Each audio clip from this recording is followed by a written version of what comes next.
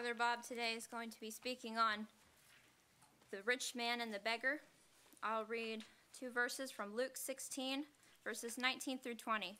There was a certain rich man which was clothed in purple and fine linen, and fared sumptuously every day. And there was a certain beggar named Lazarus, who was laid at the gate, full of sores.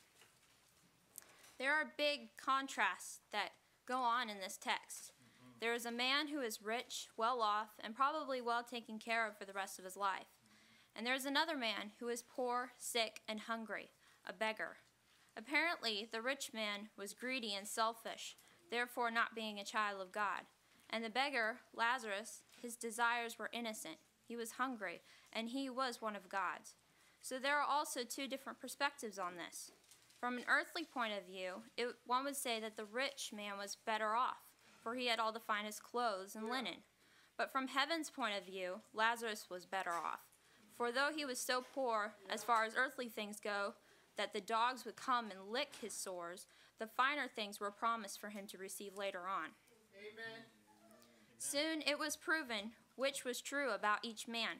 They both died, and Lazarus was honored in death by being carried away by the angels, and the rich man, as simply stated, was buried. Where they went after death was different as well. The rich man lifted his eyes and saw Lazarus and called out to Abraham to send him with water. But as we find out, it was impossible for him to do so.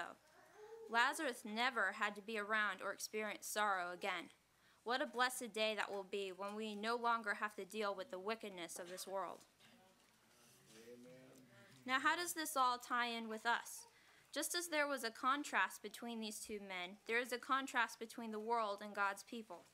It is possible for people to dress up as Christians with their words, but their fruit will give them away.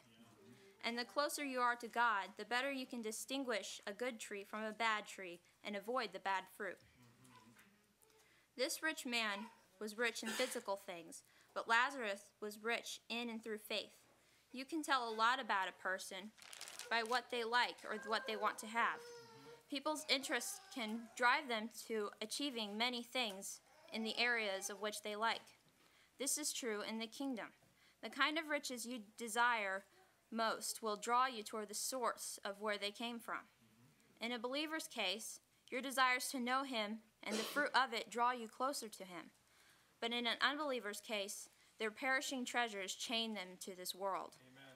Who or what you seek after will anchor you with it.